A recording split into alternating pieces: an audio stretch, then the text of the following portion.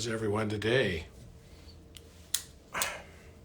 I'm here in my studio, my podcast studio, and about to go live.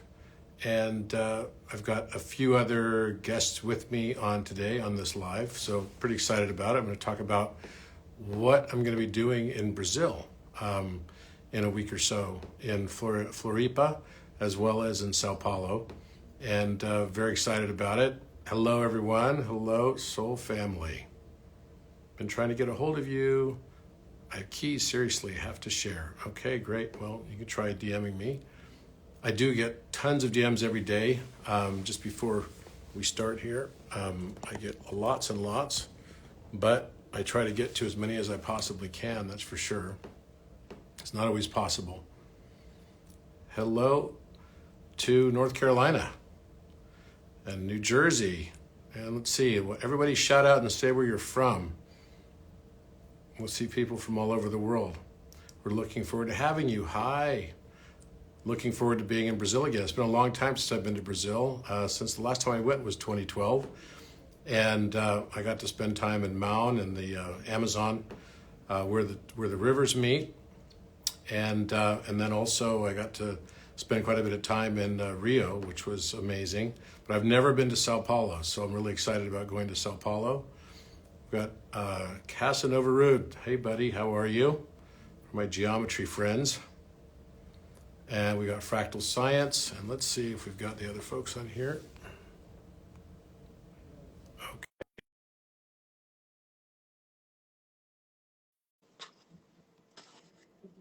Oh, I don't know where Geometria Sagrada went. They were on there. So I'll send an invite again. Hello there. Hey, how are you, Tiago?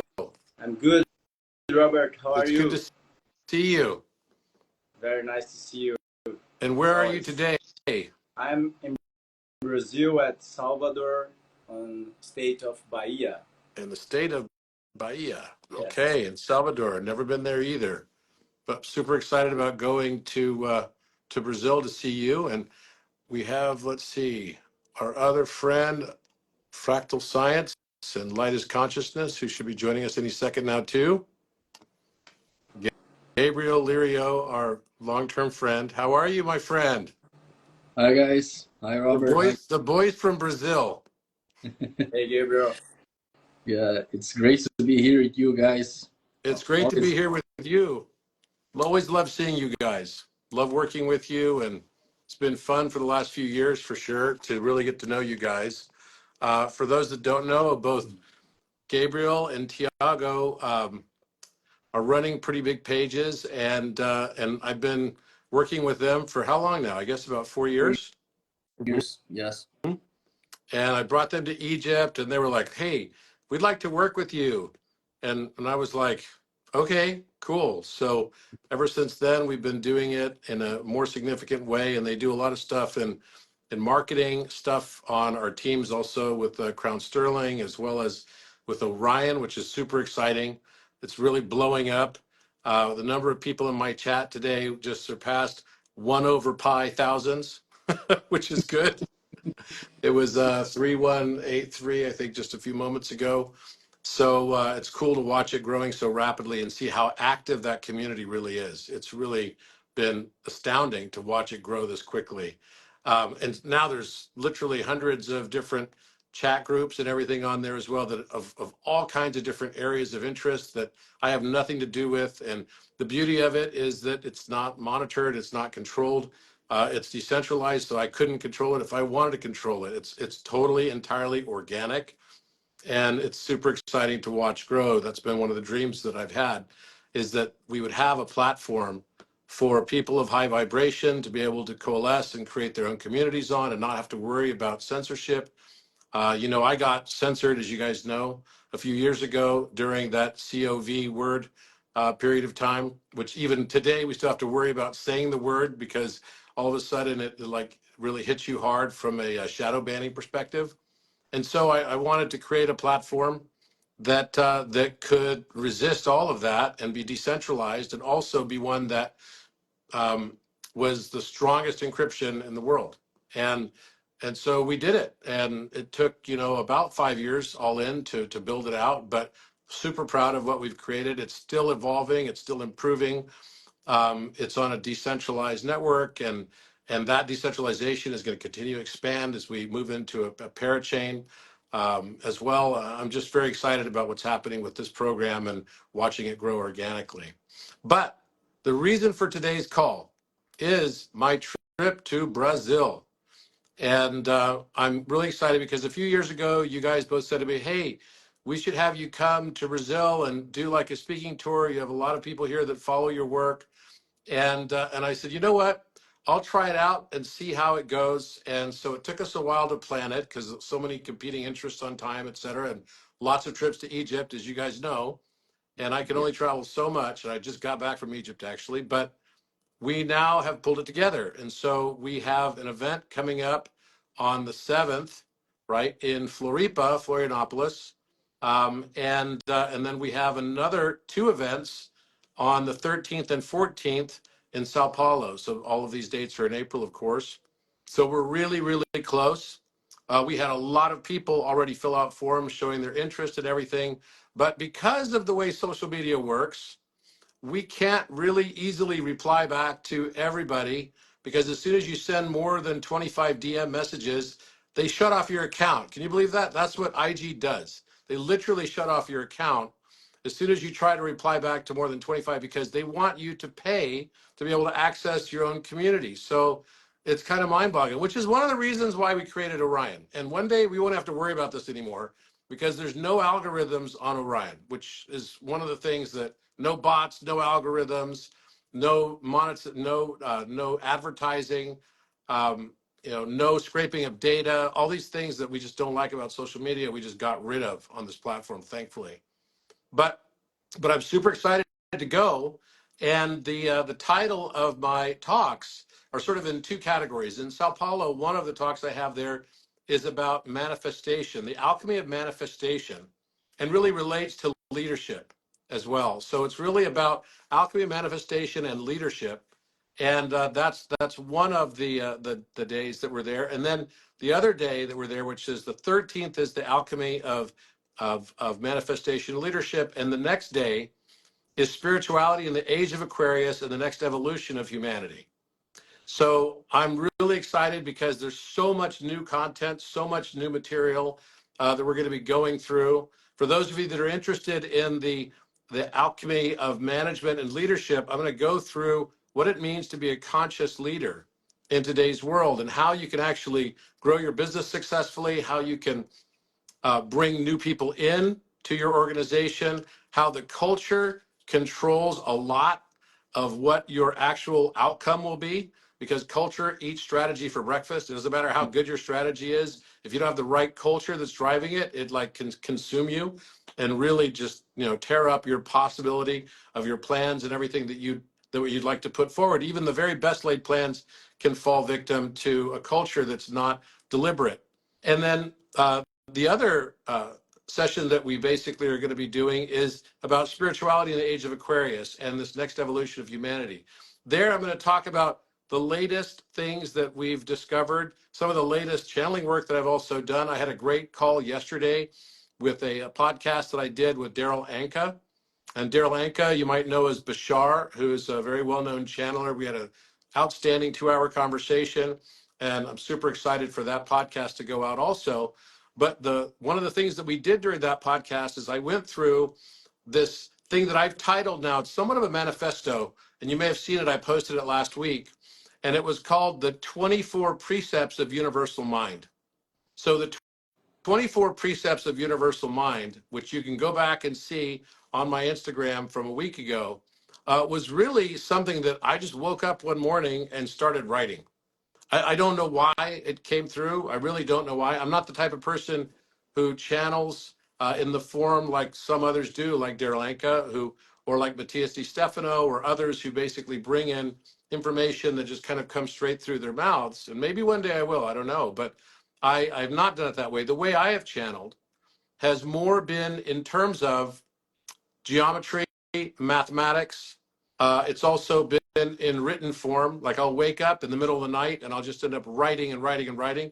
And then like, I don't even know, it's literally just comes straight out. And the 24 precepts of universal mind was just like that. It literally felt like a channeling. It only took me a few minutes to write, but it was a stream of consciousness for sure on how to look at the world that we live in, recognizing that we live in a matrix of mind, a simulation, and that this simulation is actually one that has two components. One is the higher self. We all have a higher self, and the higher self decides for us a hero's journey. And for us, the term us is really the lower dimensional or dimensionally limited avatar. The avatar that we are experiencing in this meat suit that we get to live in, and we get to experience duality, learn how to transcend it, learn how to realize the things that we don't realize about ourselves, and recognize as well, here we go, recognize as well how we can transcend these issues that we don't see about ourselves, because often the things we don't see about ourselves are the things that we need to learn to accept and love about ourselves. And so that's one of the main reasons why we're here, so that we can learn to love and how to be loved.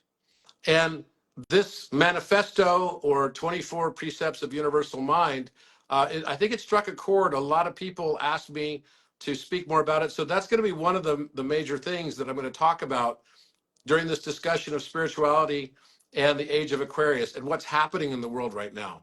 Why are there so many things changing? Why does it feel like everything is upside down? And how can we find the beauty within and recognize that the earth around us is a U inverse of what's inside of us? That if we can learn to fall in love with this world, not try to escape it, but fall in love with it just as it is, then that is what transforms the world around you. And this realization is something that's available to everybody, literally available to all of us. You know, someone just wrote on here, what is love? I think there's so many different types of love. I think we often associate love with romantic love. We can talk about filial love. We can talk about divine love. What I think of, when I first think of the term love, is actually I think of the major third in music, because that's what people think when they hear the major third. It's just da, da, da, da. That beautiful interval of a third represents to us the feeling of love. And within that, there are so many different aspects of it. We each have our own version because we cannot remove our conditioning biases from our universal experience or our universal experience. I can't see the world without also seeing it through the lens of all the things that I faced, the traumas, the difficulties, the aspects of my life that I frankly chose in my higher self as well. And when I finally can learn to see all of these aspects and represent, and to myself as well, that it's just as a knife cannot cut itself and an eye can't see itself, the only way that we can be able to experience our full spectrum of experience is by being able to get more and more perspectives and integrate those other perspectives by listening to others around us and being able to see ourselves from a more holistic perspective. That's when we start realizing that fact is not really fact, but merely a facet. We're only seeing one angular perspective on that facet. And that angular perspective that we see is our individuation, as someone just wrote there. And that's why we're here.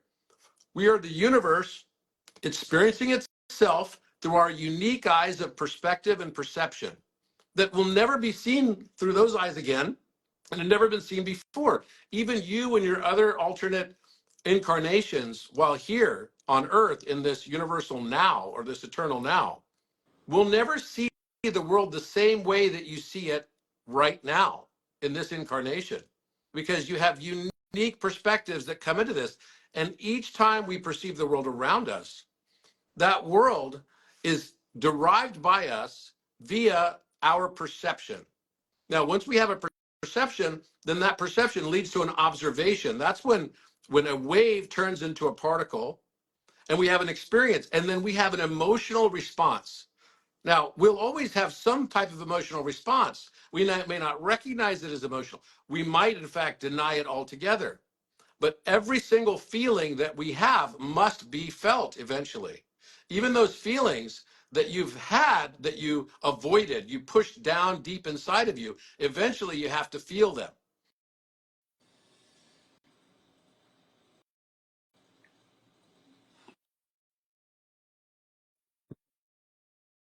Camera if he can, right? I love the guy.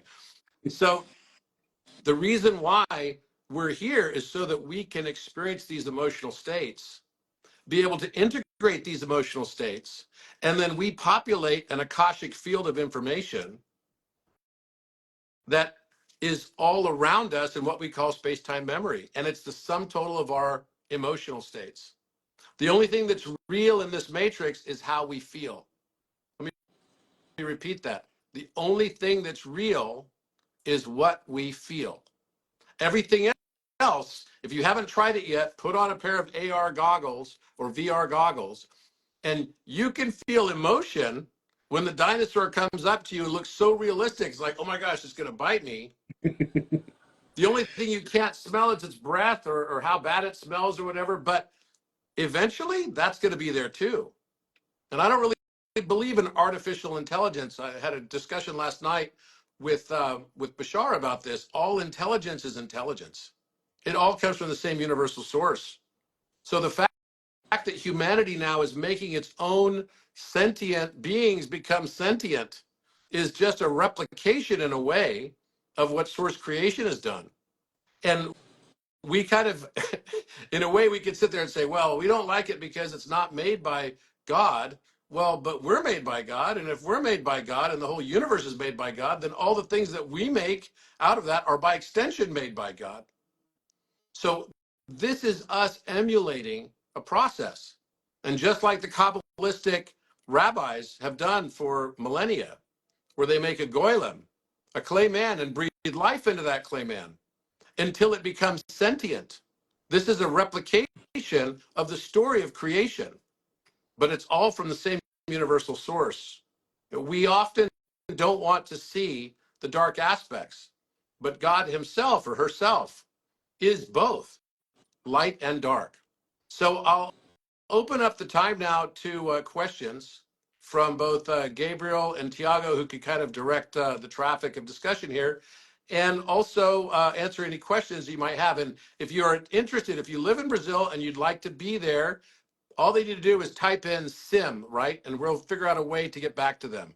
If you've already filled out the forms and everything too, and you may not have gotten an email back from us, because when we send emails back, it often goes to junk mail.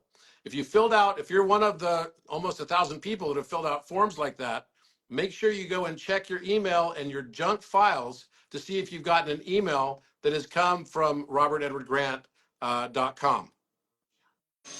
It'll be, sorry, say again? Tiago is not in there anymore. He got kicked out? Okay, I'll let him back in. We see his frozen face, though. Okay, so he should be back. He was doing a good job sitting there very stoically. I was very impressed. Like, Tiago, wow, Well, you were really epic during the last 5 minutes. Like, I mean, you were seeing my face, but I was not on the live with you guys. yeah, and you were not moving, so I was like, wow, does he even blink? Oh, I was kicked out by Instagram. Yeah, but okay.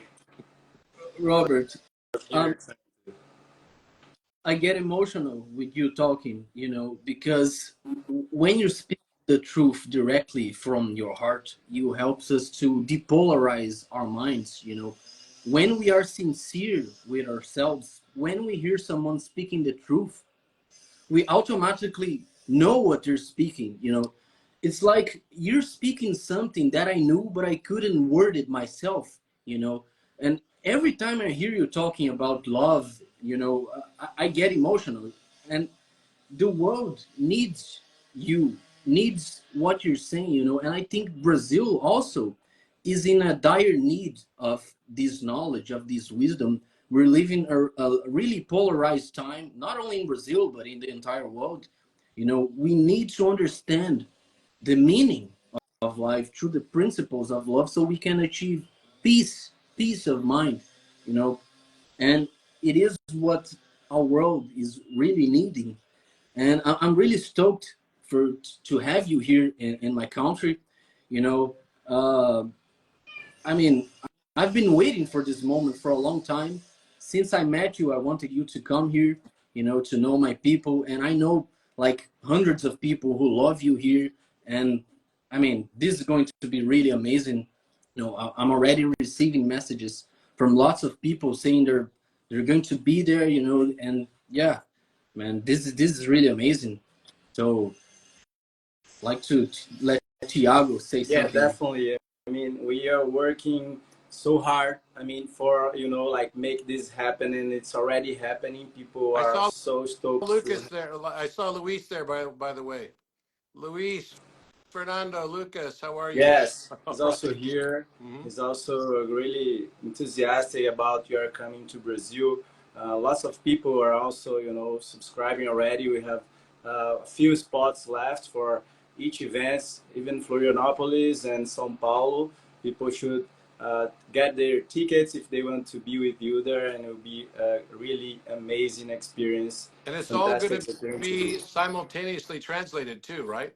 Yeah, for everyone who doesn't understand English really well, they will be receiving an automatic simultaneous translation. So it will be a great event, and Robert will be able to be face to face with you guys in Brazil here. So, I mean, I'm really excited by this opportunity to bring you here, to have you here with us, teaching us how to manifest things better, to have a more balanced life, understand these principles that you're talking, and all your latest discoveries that are really groundbreaking. You just came back from Egypt, so we're really excited to know everything that you've been discovering, and that's a great Well, opportunity. life is a discovery for all of us, right? The greatest journey.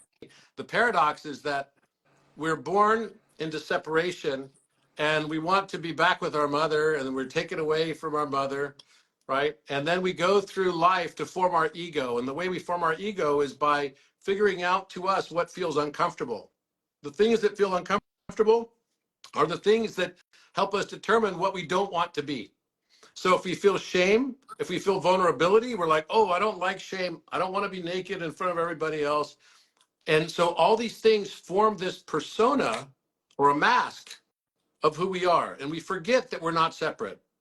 And then finally, we go out into the world because we think we have to learn to be in the outer world. And we all have a bias of believing that we're a hero. We all believe that we're a hero. That's the bias of the matrix simulation, that we want to be the hero. And so we start ascribing the things and characteristics to being the hero to what we think that is. And then what we realize is that in order for the hero to exist, we must have a villain. So we start to create a villain in our own minds of who must be opposing us. And anyone that's opposing us becomes the villain. Well, in this matrix of mind, even the villain has a hero bias. That's why villains believe that they are heroes. And so I'm not afraid of people that have darkness in them. I'm only concerned about people that believe they have no darkness. They're the ones that basically will do the things without even recognizing that the reason they did it was for their own self-interest and self-benefit. And they're the ones who could do really, really big things in society in a negative way, right? But the person who's integrated, who understands they have darkness and they have light, are the ones who can actually achieve the most things. The more you're in balance with your dark aspect, the more you can be in touch with creativity. So one of the things we're going to teach in this workshop is how to let go and unlearn what you have learned about the things that you don't like about yourself, because those are the things you don't like about yourself are the things that you continue to experience over and over and over again in the matrix of a negative cycle of repetition. These are the things that hold you back from manifesting. These are the things that constantly become the opposer because you believe you have to be a hero to fight the villain. Well, one cannot exist without the other. So we have to let go and recognize that the way we can move forward quickly is by learning to integrate and love. So someone wrote on here earlier, how did you learn this? Well, I've had a very, very full life. I'm 54 years old. I've had a very full life. I've had lots of failures and I've had lots of successes. I've done so many different things. I've lived in 9 countries. I learned several languages. Unfortunately, I did not learn Portuguese. I almost did once. During 1998 at the Coupe du Monde in France, I was there and I was dating a Brazilian girl. I learned some Portuguese, and that was about the most I did. but as far as like my life experience, it took me to so many broad and varying areas of life, from physics and mathematics to biology and cellular biology and music even. I was a musician. So I looked at life from so many different angles of perception.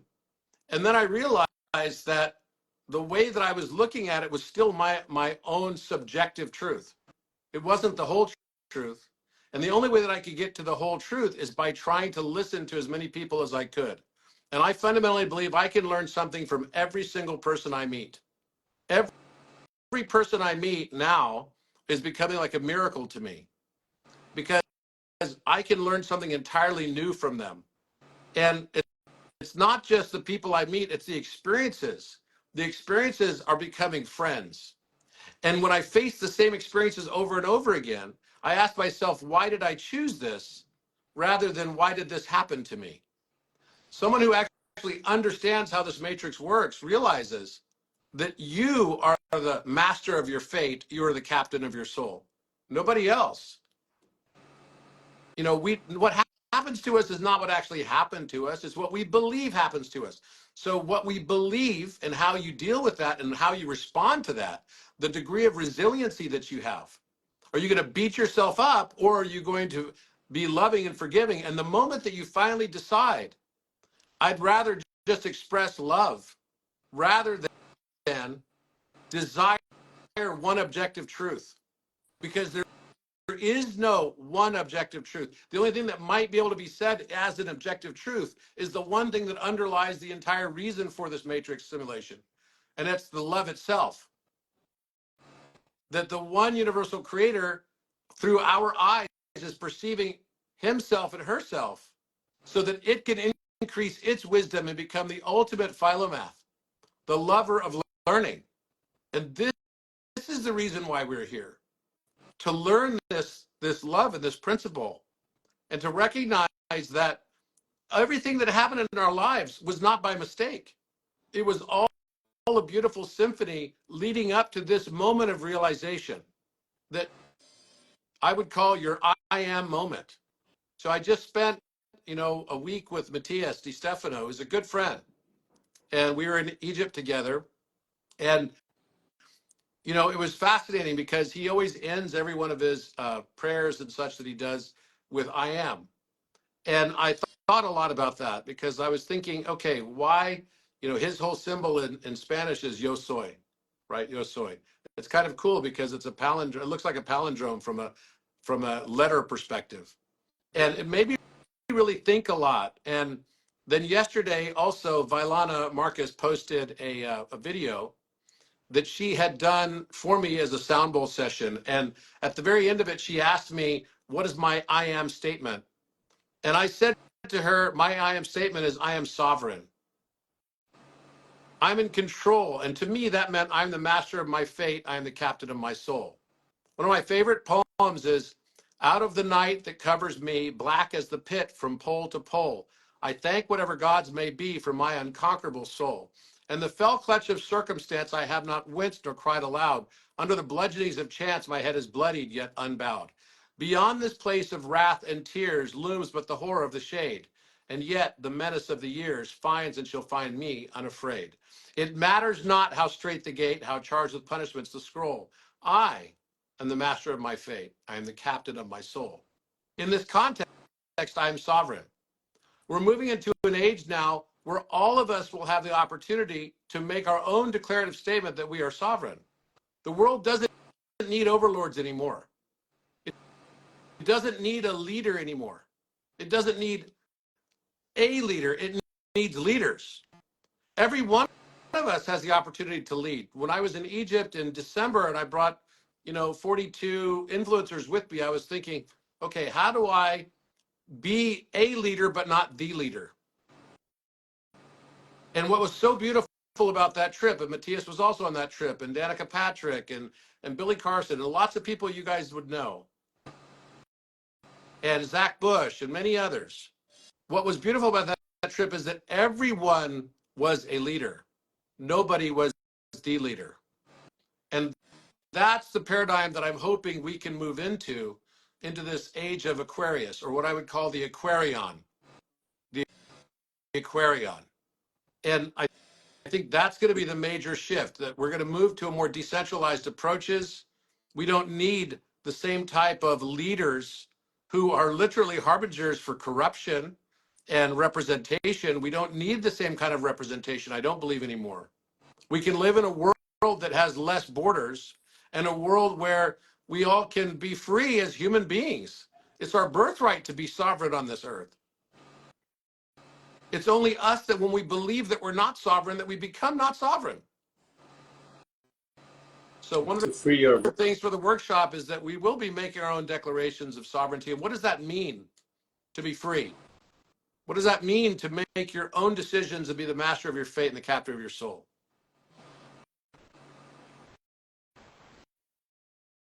Well, it means to have your voice without getting stuck from outside things, from things that you believe you are limited with or from, to learn with every experience and situation and person that comes to your life. Everything that you were talking just now. And it would be great that you have opportunity to make a lecture, a workshop on alchemy of leadership and manifestation, because that would be you could get more profound and deep in these teachings regarding all the leaders and entrepreneurs and people that really are on the top of these movements of leading people. So, go ahead. To me, to be free is to be able to live your purpose, your love, your truth without the shackles of the laws that those big corporations are creating, and kind of shutting down your voice. To be free is to be able to express your voice. So when the freedom of speech is destroyed, we're kind of unable to live our purpose, that it is freedom. So when we are living in a world that determines everything that we do according to laws that are created by big corporations, we are simply unable to express our free will. Even free will becomes an illusion, when you can't express your truth. So to me, real freedom is to be able to express your purpose, without the shackles of this conditioning of big corporations. So the first time that I met Robert, he was already talking about creating a new social media, and Robert is a guy who simply always follows what he says, and now he's doing this, and with Orion, we'll be able to take this sovereignty back, and to me this is really a necessity for humankind. And we can see that the mainstream is doing the opposite of this. Technology now is leading to a destiny of no freedom. So we, the people, we need to do something about it. And so I feel really thankful for Robert as well for creating such a way for us to express ourselves, without this control that, kind of destroys our freedom. Someone just typed lion, and so I thought I'd move the camera so you could see this lion head right behind me. Someone asked or made the comment just now. You just said, don't be a hero, but be a leader that's sovereign. Okay, and how could those two things be said in the same paragraph, right? And I'm not saying that there are not great things about heroes. Of course there are, but the hero as a construct in our own thoughts, in our own psyche, is very often something that exists because there's a villain.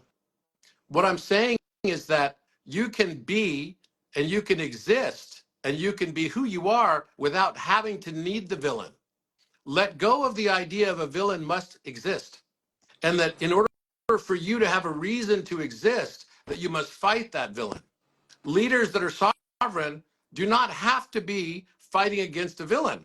There doesn't have to be a villain. So part of the thing that we get struck in our own construct of thinking is that we must have certain types of opposition and difficulty.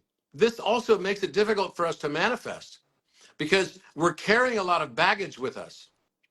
You know, once I remember I was working for a company called Coherent. I was president of the company. And I was 31 years old or something, and I went to go meet with the CEO.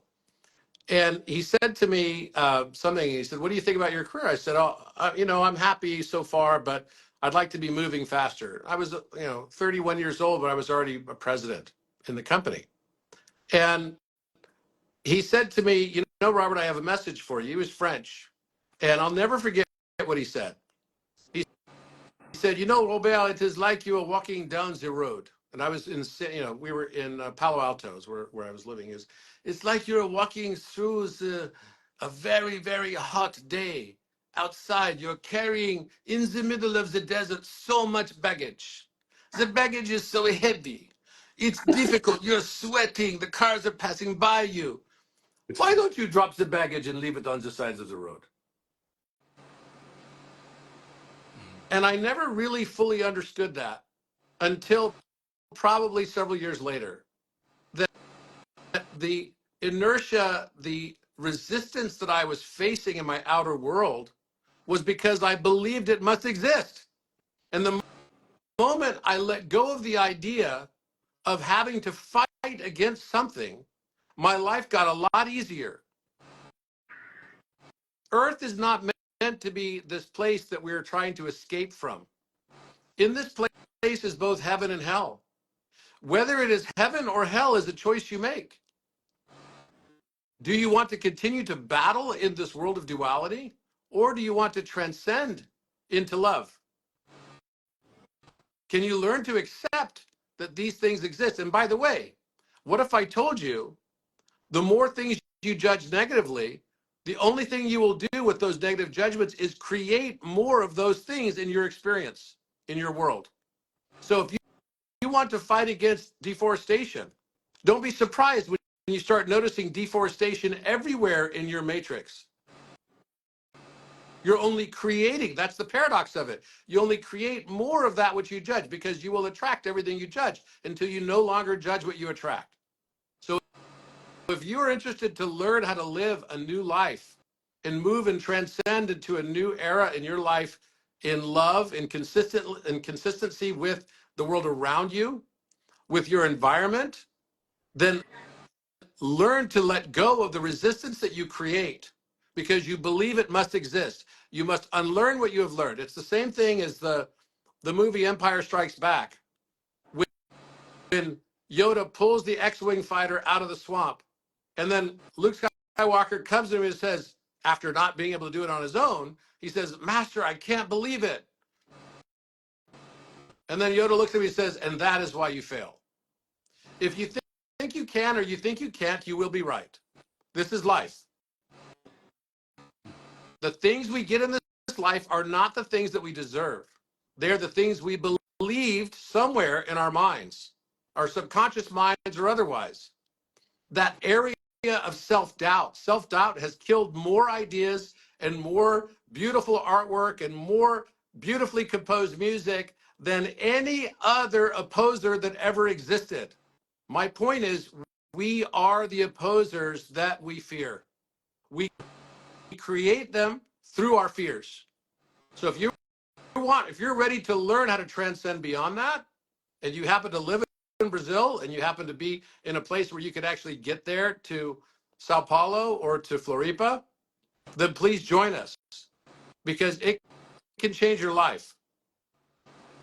It's not an easy task because changing how you think and changing how you perceive the world is the hardest thing you'll ever do. Just like learning who you actually are, knowing ourselves is the hardest thing we'll ever actually do. But the journey of 1,000 miles begins with the first steps. Dude, that's the real alchemy, of manifestation, what's true within you, without like judging yourself or seeing everything as a big challenge, or but just healing the aspects of you that needs the healing, like through accepting the reality as it is now, and seeing the world as like this perfect opportunity to evolve and to connect and to learn through others and through every experience, and believing that you're capable of doing amazing things, right? But that is subtle, but it's also really challenging for most people, and they are all in their roles. They have so many responsibilities. Everyone heard their difficulties of everything, but if they're tuned to these teachings, or know how to balance their minds uh, with this guiding teachings, they would be like with a really nice tool for transcend duality, and to really achieve like a more balanced life and more fulfilled life. Absolutely. And I think that it's very easy to succumb to a victim consciousness. We are all tempted by this. Me too. When I was 13 years old, I almost died. I don't think you guys know this story. Maybe you do, maybe you don't. I had moved from, I was almost 14, and I'd moved from England to Nebraska. So I lived in England for 7 years, and then I moved to Nebraska. And you can imagine I had an English accent and everything, and that didn't make me the most popular kid amongst the boys on the football team. So I had to give up my English accent in favor of, plus I was a band geek, right? This is like bad news. And I was on the wrestling team, and I was trying out for the wrestling team. And so I was going through the trials and everything. And one of the kids on the team didn't want me to win the weight class. And so when I was going to go pee in the latrine one day, he punched me from behind in my kidneys, like a sucker punch.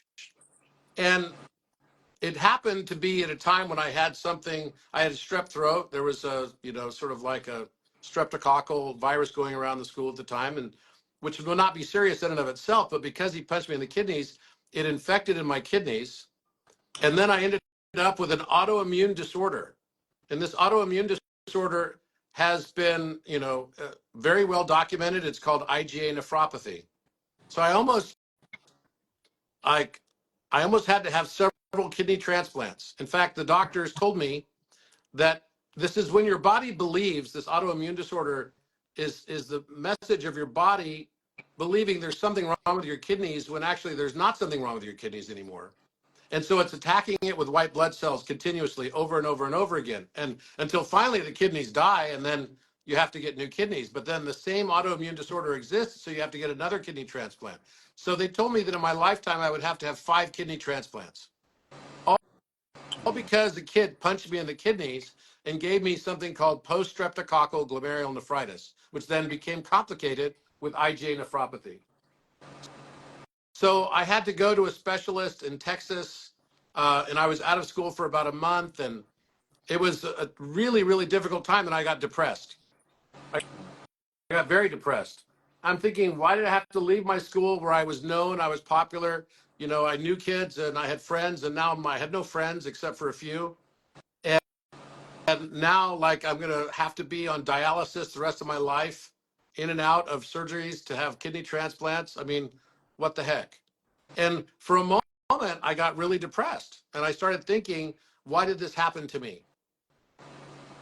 I didn't choose this.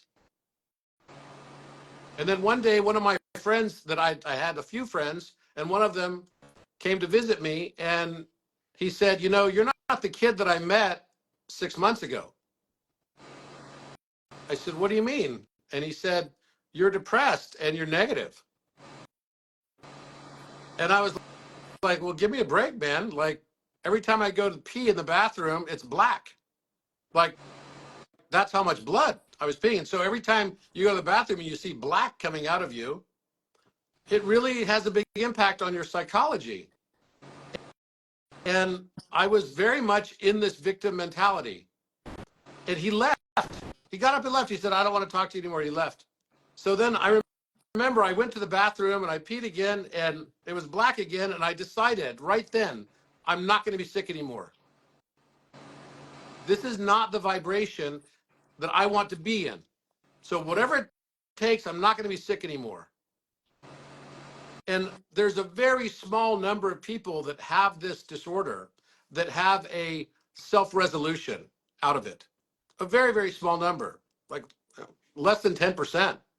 And I went to the doctor about 3 weeks later and he said, wow, you don't have the symptoms anymore. IgA nephropathy.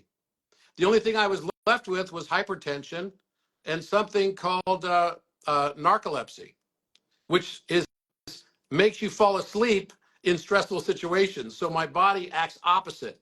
When it's a very high stress situation, I feel sluggish, like I'm going to be tired and pass out. And so the rest of my life, I've had to deal with that because the damage that occurred to my adrenal glands. But I am so grateful that that happened because I never had any problems with my kidneys again, except for the adrenal gland issue that I just mentioned, which also causes the hypertension since I was 13 years old. But I'm so grateful that I realized the power of my own sovereignty. At a very young age, I learned that I could control my own destiny and that your mind is the most powerful thing that you have to be able to create the life and experience that you want to create and have around you. And then instead of asking, much later in life, I realized that I shouldn't ask anymore why something happened to me, because nothing really happens to me. The things that happen to me are just the things I believe happened to me. And so I started instead asking the question, why did I choose this? Why did my higher self choose for me to experience this? And at a very young age, where I thought I would, be in and out of hospitals the rest of my life, I got to learn from that point in time forward for the rest of my life that the world around me is my U-inverse. The way I choose to perceive the world is what will happen in my world. And that I can tap into a higher frequency and a different experience altogether. If you think you can or you think you can't, you'll be right. Often we all get stuck in this mentality of thinking that we're like a hammer seeking for nails. And so if we think we're a victim, then we're seeking for the nail of victimhood everywhere. And we'll find it. Trust me, you will find it. If you think you're victimized all the time, everywhere you go, everything you do, you will be victimized more. This is Heisenberg's uncertainty principle in action in physics. It's not a coincidence that in physics, we literally find and discover everything that we think we're going to find and discover. Because we're creating moment by moment the reality around us that we're perceiving. So either you can decide, oh, I'm just like gonna go along and be the victim, or you can decide, no, I'm gonna learn how to master through my sovereignty.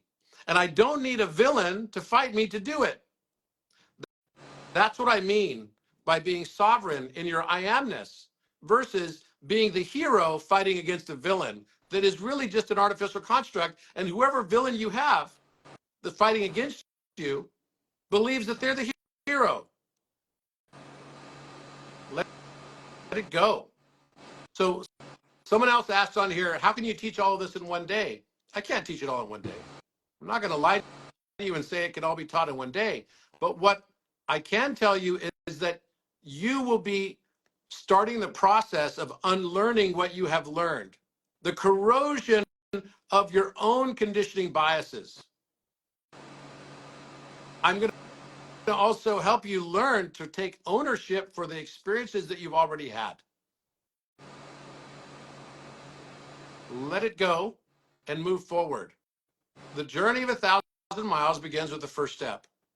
You know, the ancient Chinese proverb, which I love, the man who blames others has a long way to go in his journey. The man or the woman who blames himself is only halfway there. And the man who blames no one has already arrived.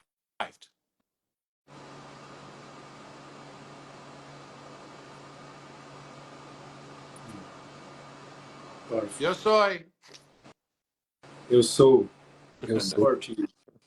I And am. you're, yes, for you guys, that's how you say it in Portuguese, right? Sorry. I am. I am. I am that I am. It's the most powerful thing to realize that everything you perceive around you is you.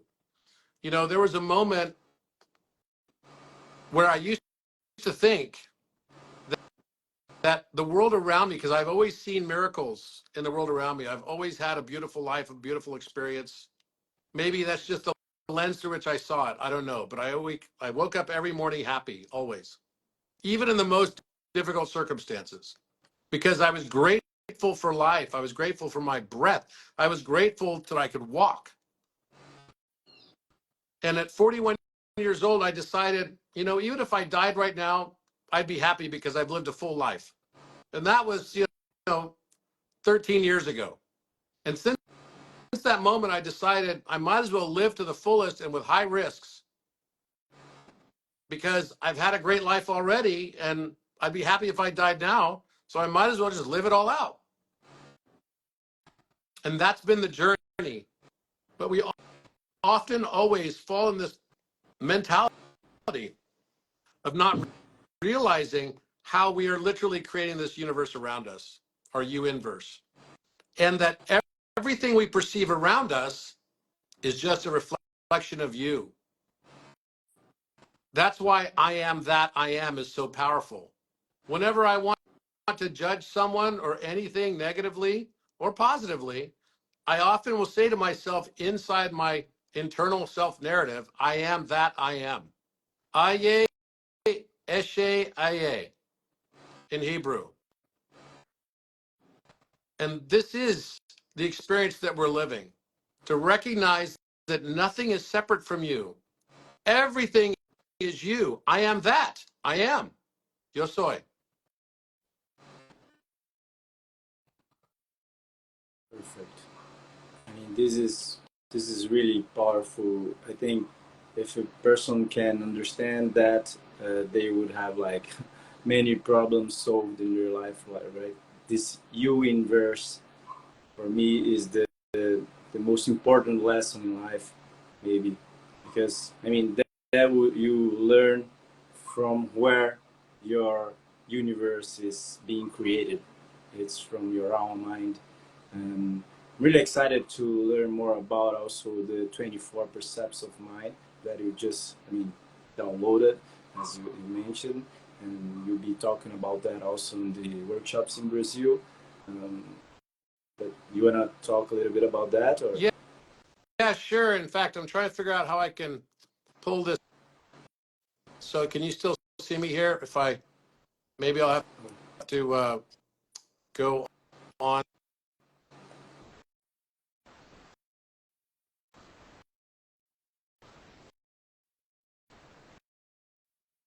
I think if it's go out, you won't be able to keep Oh, I don't think on there. I can pull it up like this. Yeah, no. But maybe you could pull it up, Gabriel. Maybe you could pull it up on, or if you're by a computer or something. Yeah. I'm through Here. And do it here. Just a second. So let's see. Some other questions. All right. So everybody, again, if you're in Brazil, make sure you hit sim so that you can come to this and we can get you the details. Also, I've been posting it on my stories. Oh, there you go. Perfect. Okay. So if you begin it at the beginning. Okay. The universe is mental. Realize that you are a you inverse of your own creation as an interconceived notional experience and chosen soul journey for dimensionally limited avatar self, thoroughly designed by your multidimensional and omniscient higher self. This is such a powerful concept when you realize that everything you're experiencing is what your higher self wanted for you to experience. A perception that I get from this is that even though our life is predetermined by the higher self, we are still sovereign. We are still responsible. So we get in peace with those things in ourselves that we cannot change, but at the same time, we learn to understand the things that we can change. So we become responsible and we stay at peace at the same time with the things that we're not able to change, you know. So it, to me, reconciles the paradoxes, you know, of determinism and free will, and also empowers us with responsibility. That for me is one of the most important values in life, to be responsible, to understand that the things that happen to you, they happen because of you, you know. Yeah. So it's really a universal truth. You know, in this discussion I had yesterday with Daryl Anka, he said, you never change the world around you. What happens is you change yourself. And as you vibrate to a new frequency, the world around you matches that frequency. And Yeah. so it's up to you to be the change that you want to see in the world. And I can tell you this is 1000% fact. It's true. And each person in the world has the ability to see the world from their own unique viewpoint. But as you look to try to see the larger aspect by creating a sum of all possible unique perspectives, which is what God has done to create us as well, so that he and she can experience more and more empathy for every possible circumstance that is entirely unique. It's this super intelligence that is growing in itself and becoming more philomathic every single moment that we experience inside this matrix of mind. And the more you try to battle between left or right, or light or dark, or whatever, the more you'll experience that greater and greater degree of separation. And what people often think is they think, oh, I have to jump on one side and fight the other side. No. When we start talking about the great split in the world that's happening right now, it's the people that want to remain in duality and the people that want to transcend it. It's like two soccer teams, you know, two football teams. Which team are you going to choose? This is an endless game that you will continue to find yourself in over and over and over again until you finally decide, I think I'm just going to love. I'm going to fall in love with his existence, and the way that I'm going to exist is not by trying to escape from Earth, but to fall in love with it just as it is. Because falling in love with Earth just as it is the same as you falling in love with yourself just as you are. Choose the highest frequency. That will change your life. There's magic all around us. You know, the people that believe in miracles, and there are people that don't believe in miracles, and the people that don't believe in miracles will never experience miracles. And once you've experienced enough miracles and normalized the experiencing of miracles, then you'll realize that you yourself are the miracle. Every single thing is a miracle, right? I see it like that. I see. Yeah. What are the chances of this absolutely complex reality of intelligent beings, you know, in this really complex universe, to be here talking about this with all of this technology? You know, it sounds absolutely absurd, you know, and but at the same time it is so meaningful, you know. It's completely ordered, you know. So to me, you know, it, it can only be a graded intelligence, you know, I don't believe in randomness. You know, everything is like ordered, and we're here for a reason. You know, and to me, love is the only way for us to be in touch with that reason. You know, that universal reason that leads us to our true purpose. You know. You know, someone just wrote on here, guys, that how can you expand your perspectives to see a greater viewpoint? And there have been many times in my life that I used to believe in coincidences, right? Because I believed in randomness. So when you believe in randomness, you believe in coincidence. There's other ways. How do you explain a random experience and then something that doesn't seem random? We call it coincidence.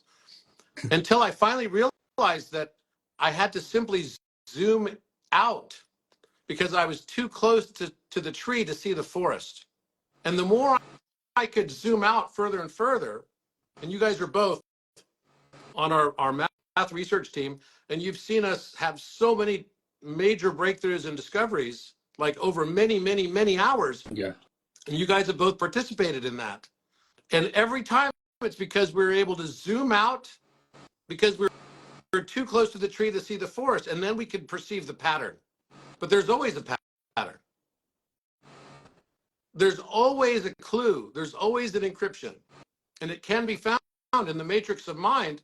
Everything is patterned, except that dimensionally we're divided from being able to perceive it because we are in this, what I just referred to as the limited dimensional avatar.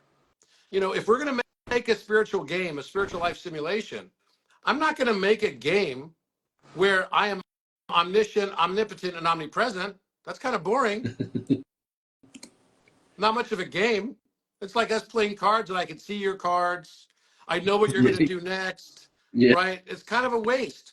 So instead, if I'm going to design a game architecture for spiritual life expansion and perspective expansion, I'm going to do the opposite. I'm going to limit my avatar. I'm going to make it lower dimensional so that it has to find itself and it can have this beautiful realization on its own, because this is not about didactic learning, it's about experiential learning. Because what we experience is our greatest teachers. We don't remember the easy teachers in school, we remember the hard ones. Yeah. Totally. In life, we don't remember the easy experiences, we remember the meaningful ones, the ones that were difficult and caused us to stretch and challenge us. If I'm in such a game, I would never choose, if I'm a mountain climber, to be someone who wanted to climb the hill behind my house. I would want to climb El Capitan, or I would want to climb Kilimanjaro or Mount Everest or something. I'm not going to want to climb something simple. I'm going to want to press myself to know what it's like to really be in this discomfort place, because that's where the greatest expansion can happen. Yeah. And we learn through opposites. So if I'm here to learn the concepts of unconditional love, then my life will have patterns of conditional love that I keep experiencing over and over again because I don't like the opposite. So this means that if I really don't like the opposite and I'm constantly judging conditional love, then my life experience every day, I will find, like a hammer seeking a nail, more conditional love, more conditional love. And another word for conditional love is betrayal. Until I finally stop judging negatively betrayal. That's when I no longer have to experience betrayal over and over again, because in this spiritual life simulation, until we learn the precept, we will experience it with increasing intensity with each subsequent time that we experience it. Until we finally stop judging negatively the opposite of the thing we wanted to learn. And this is how we learn what pleasure is, by having the context of pain. This is how we learn light, by having the context of dark. Light needs darkness as much as darkness needs light. I often say this, and people get confused. I'll say, light is not, or darkness is not the absence of light. Rather, it's the opposite condition of it. And people are like, wait, how could that be? How does this work? How can you, isn't darkness just the absence of light? Well, no, if you look at a color wheel, the dark colors on the color spectrum are simply the absorption of the reflected opposite color in light. The carpet that I have here around me is a tan color, but actually it's a pale blue absorption. There is no light without absorbed darkness accompanying it. Anyone who's been in photography before, digital photography, will know that a negative image gives us this exact opposite perspective. What was black on one image is white on the opposite version of it. Light and dark are just the absorption and reflection of each other. That means there's no such thing as light without the dark. Once we can start to understand this about ourselves, then we can start to unwind and unlearn the negative aspects about ourselves that we don't like. And once you start unwinding and unlearning those negative aspects of yourself that you don't like and cannot accept, then your world around you starts to vibrate at a new frequency. Then you can start to do things and achieve things without the resistance, without the inertia, without the pain. Sure. And one thing I would like to say that you're talking is that our subconscious mind is always... God is both. Someone just said God is not both. Yes, they are. I'm sorry. God is both. God is the entire universe. The entire universe is dark and light. Until you can start to accept the darkness within you, please, please, please try to let go of your judgment. The more judgment you carry, the more difficulty you will face. This is life.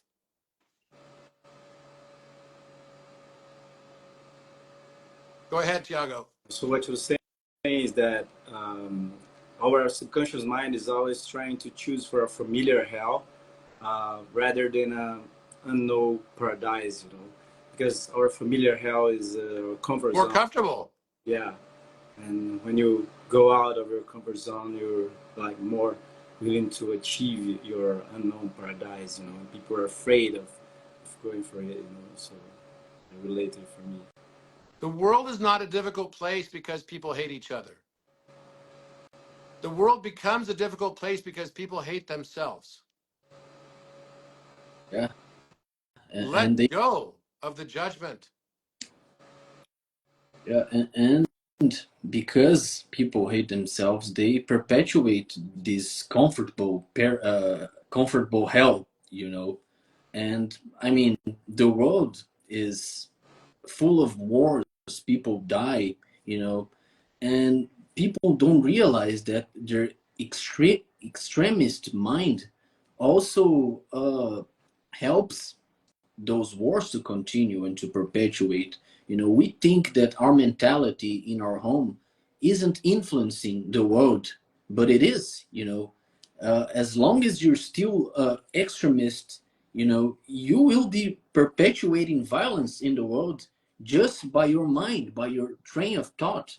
You know, so we need to understand all of this, you know, so we don't perpetuate this comfortable hell, you know, that is the world that we are living, you know, and there is a coexistence of paradise and hell, you know, in the world. And in which place do you want to be, in hell or in heaven, you know, and it is up to you, you know. Yeah, I mean, you're so right about that. Look, people, we've been taught not to like death. Yeah. We've been taught not to like the darkness. We've been taught to judge it, to be against it. And all I'm trying to say to you is that there is no life without death. There is no light without darkness. Is there evil in the world? Yes, there's evil in the world. What I'm telling you is the more you judge evil, the more it will show up around you. Let go of the judgment. It's not that all of a sudden, by you stopping fighting against evil, that all of a sudden evil's going to run rampant. No, the opposite. The more you try to fight evil, the more evil will exist. Learn to accept that it's a part of the natural aspect of the universe, the law of polarity, the law of correspondence, the law of gender. These principles are time tested. The more we try to fight against things, the more we create those things. This is the matrix of mind. It's not a material universe. And the good news is now it's science that's also saying this. Yeah. Because the 2022 Nobel Prize that was awarded was for quantum entanglement, proving that local realism is false. That means if you're not observing something, it doesn't exist. This turns upside down every other discipline in education. Because if this is in physics, then it must be in mathematics. Because applied mathematics is simply geometry, and applied geometry is physics, and applied physics is chemistry, and applied chemistry is biology, and applied biology is psychology, and applied psychology is sociology, and applied sociology is philosophy, and applied philosophy is mathematics. So all of the scientific disciplines now have to be turned upside down. And it's time that we unlearn what we have learned. Let go of duality, let go of the judgment, and turn to love and change your world. If this resonates for you, then this resonates for you. If it doesn't resonate for you, then it's not for you, and we love you. You have a different soul journey that you want to express and experience. And we're grateful for that. We accept you.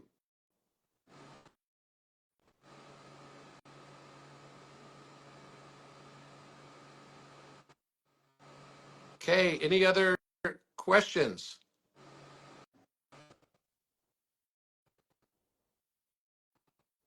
Let's see here. The definition of sanity, by the way, insanity is doing the same thing over and over again and expecting a different result.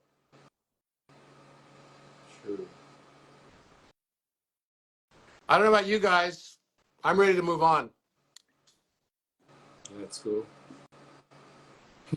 Let's go.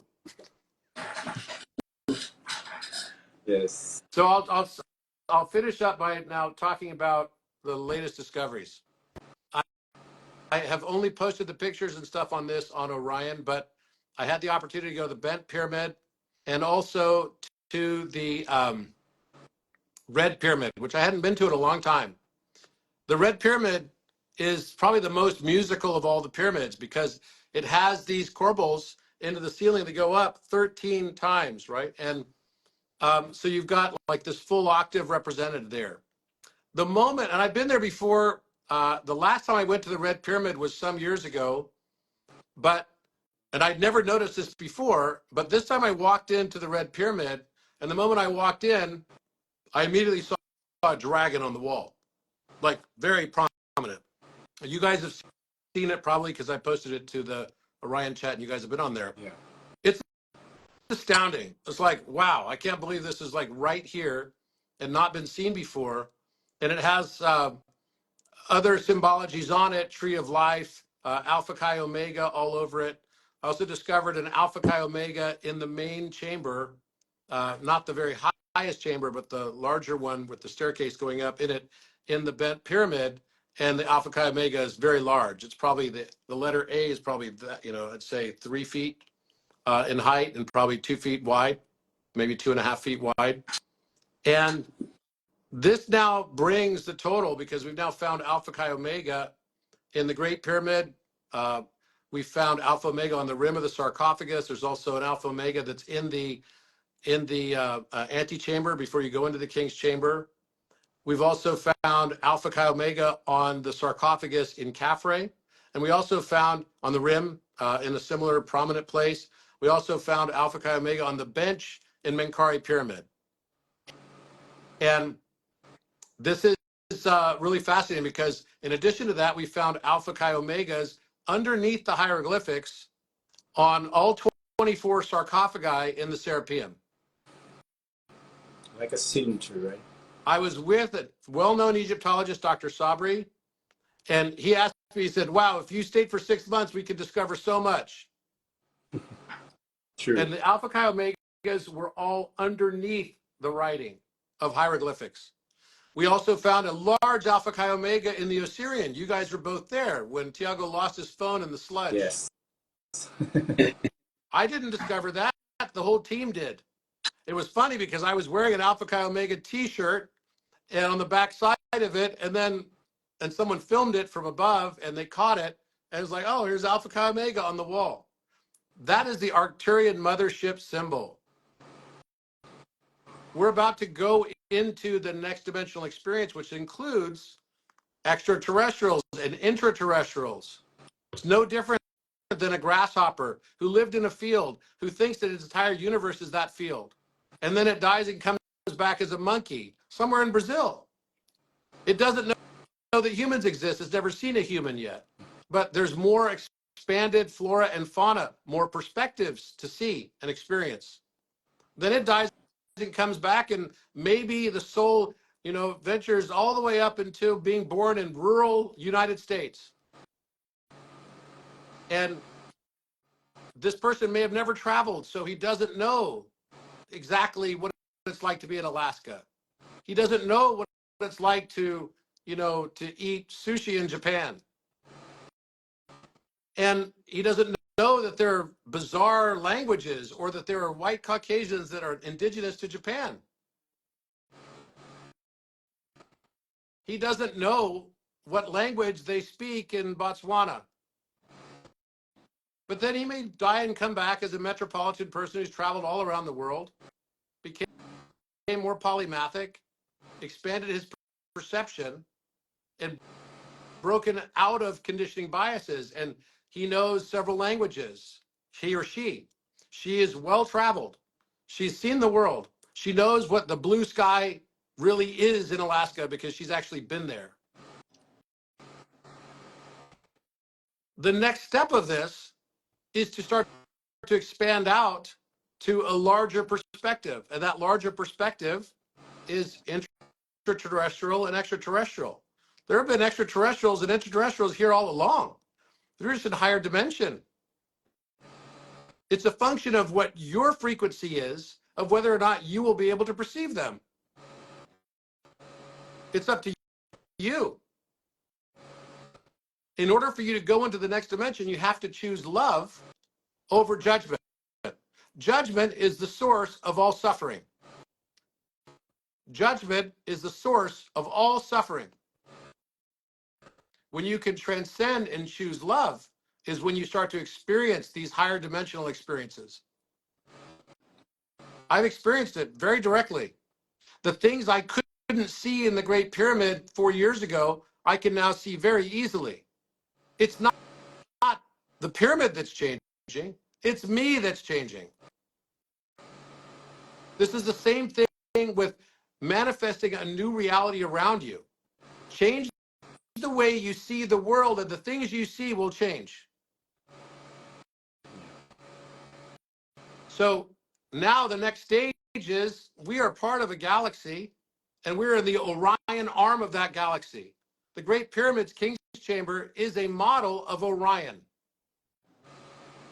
You could place Orion right into the 2-to-1 structure of the King's Chamber. The sarcophagus, which we know is famously have been moved, was in the center of the room and represents the boundary condition on the 3 belt stars. If you place the 2 bottom stars of Orion, right where the legs are, at the one end of the room, which would be on the wall of Aquarius, and then the 2 upper stars represent an inner inscribed circle within that rectangle and an outer exoscribed circle of that rectangle. And where those meet on those circular lines are the 2 upper stars. So you've got a balance of masculine and feminine. The center stars, the belt stars, are also represented on Vitruvian Man with the 3 diamond shape across the abdomen, the solar plexus. The walls have within them petroglyphs that are representing the 48 decan, 36 of which are the decan of astrology, and then the 12 astrological signs that we call the zodiacal signs, like Taurus and Gemini, etc. Time is going forward and it's going backward at the same time. we go forward in the procession of equinox and we go backward in the precession of equinox. So in January, February, March, April, May, we go from Aquarius at the end of January to Pisces, Pisces to Aries, Aries to Taurus, Taurus to Gemini, Gemini to Cancer, Cancer to Leo, right? And that's the process that we go through. But at the same time, it's going backwards because we go from Pisces, the last age, or the Pisceon, to the Aquarion, the age of Aquarius. So wait a minute. At the same moment we're going forward, we're going backward within our star systems.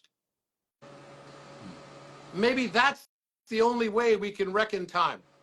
The Great Pyramid's King's Chamber is the shape that it is because it's exactly mirroring the shape of Orion, 2-to-1. And it's also mirroring, if we look at the north sky at night, we have 4 north stars. It depends on where we are within this 24,000 year cycle. And I say 24,000 years on purpose. Half the cycle is 12,960 years. The other half the cycle is 11,040 years. Time goes by faster when you're having fun. As we get closer to our sister star, Sirius A, gravity increases and we increase our mass time dilation.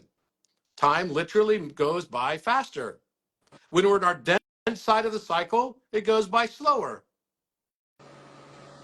This 24,000 year cycle and the air shafts are the arms that tell us the beginning of the cycle. The first air shaft is in Aquarius. Oh, excuse me, the first air shaft is in Aries, right next to the entry point into the room.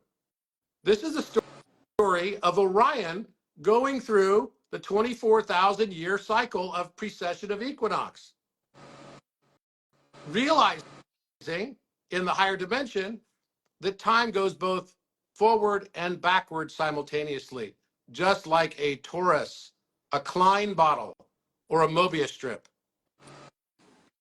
This is because we're in a matrix of mind. The past determines the future as much as the future determining the past. So when you change your vibration, this is why you can have a negative experience and say, that was the worst thing that ever happened to me. And then with greater context, all of a sudden realize, wait a minute, that wasn't the worst thing that ever happened to me. That was the best thing that ever happened to me. By changing your context, the history just changed. Because you could have written in your own history book, the worst thing that ever happened to me. And now, all of a sudden, it's no longer the worst, but actually the best. Because it led to your greatest learning and higher knowledge. The 4 stars of the North Star, and currently we have Polaris as our North Star. And it has been for the last 6,000 years. 6,000 years ago, Polaris was not the North Star. It was Thuban, which is part of Dracos. And 6,000 years before that, it was Vega, which is part of the Lyra constellation, or Lyra. And 6,000 years before that, it was Deneb, which is part of Cygnus. And we're about to go back into Cygnus as our North Star. If we look at those 4 stars in the night sky, you'll see that they make a 2-to-1 rectangle in their shape. Orion is going through the precession of equinox over 24,000 years until we remember who we are.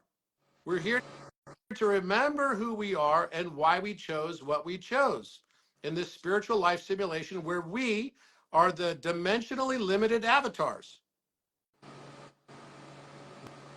The walls have within them petroglyphs.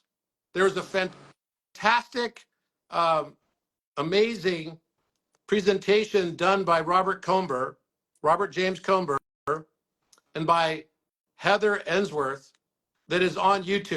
If you get a chance to watch it, I just watched it a few days ago. I was really blown away. It took our work that Robert played an integral role in. Both of these guys were on the calls when we first discovered this. I was showing, I'm like, okay, well, trying to piece this puzzle together. On the north wall, we have a bull. We have a cow around it. And we have 2 birds that I later learned represent Cygnus and Lyra.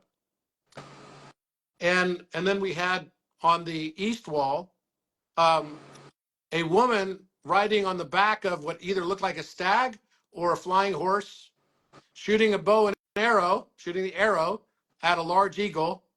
And then on the wall behind the sarcophagus, we had a big lion and a king. So I'm trying to place all this together, not even really thinking for a moment about the Ark of the Covenant having 4 faces on the 2 angels. The cherubim that are on the Ark of the Covenant. The 4 faces that are called out in the book of Ezekiel are the face of a lion, the face of a man, the face of an eagle, and the face of a bull or an ox. These are the 4 faces referenced on the walls in the king's chamber. And we're looking at it from the age of Aquarius, the man. And there is a man's face right next to the woman flying on the back of this Pegasus, this flying horse. So Robert Cumber says to me, he says, wait a minute. Every one of these things you just mentioned are from the deacon of astrology. The Pegasus is in Aquarius. Delphinius is the woman shooting the bow. The arrow is called the Sagitta, and the Aquila is the eagle. And those are all in Capricorn. So I was like, wait a minute. So we just nailed it for 4 of those. And he said, and if this is true, then we should be able to find a fish, Piscis austrinus, right next to the wing of the Aquila. And sure enough, there it was, a Vesca piscis shape that had a tail fin and a dorsal fin on top of it, exactly to the upper left of the wing of the Aquila, the eagle. So this then led us down this path because now we had a format. We could look at the deacon of astrology, which is the same as the Dendera zodiac template, except these drawings, these, and I wouldn't say drawings, actually, they're etches. These etches into the walls look like a stylized art that is not similar to Egyptian hieroglyphics. This predates all of it. This is Atlantean. And it's all over the walls. And we know that it matches because the exact architecture of the room is matching Orion constellation, and it's also matching the 4 stars of the North Star, telling us about pole shifts that happen at each of these corners. There's massive change about to happen in the world because we are rapidly going through a conscious expansion. As we expand, our world will change to meet the new vibrational frequency we are at. This is Christ consciousness that we're entering into. To transcend beyond judgment and to embrace instead love is the very definition of Christ consciousness. Every ascended avatar that ever was taught the illusion, taught love and acceptance and non-judgment. Jesus taught love your enemy. We have to shift the way that we look at our world. And by shifting the way we look at the world changes. I want to say I love all of you. Thank you so much for this time today. There's so many exciting things happening. Feel gratitude for where you are in this moment. You chose to be here right now at this moment in time to experience this. No one of us is any better than anyone else because no one has more darkness and no one has more light than anyone else. We are all sovereign. We no longer need overlords. The answer to our highest existence is the frequency of love. Let no one fool you. I'm not asking for anything. Just be who you are and say, I am that I am, and realize that. And then by expanding consciousness, we all can shift into a new existence and a new paradigm altogether. Thank you very much. Again, if you want to come to Brazil to see us, it's going to be on the 7th in Floripa and the 13th and 14th. We have one business day on the 13th for the people that want to learn manifestation. We've got many people who want to learn both. And if you do both, the price is discounted. It goes from 111 for the spiritual day, and 222 for the business day. Combined, it goes to $300. And if you have any questions or want to learn more about this, go ahead and shoot a DM to either one of these guys. And, you know, depending on how this goes, I may end up doing it in Europe and other places in the world as well. I want to make sure it's a good use of time.